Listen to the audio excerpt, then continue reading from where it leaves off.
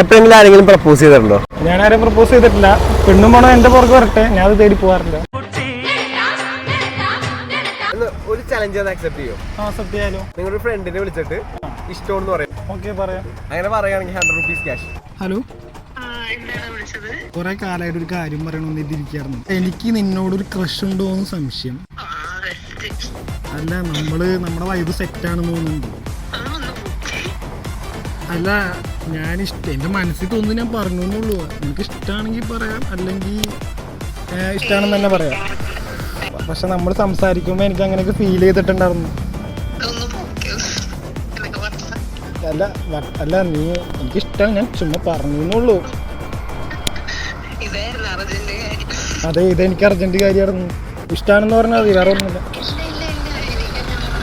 അതെന്താ, എന്നെ കാണാൻ കൊള്ളൂലേ? കൂടെ ആരെങ്കിലും ഉണ്ടാ? അന്ന് അവരോട് മാറിയിക്കാൻ പറയൂ.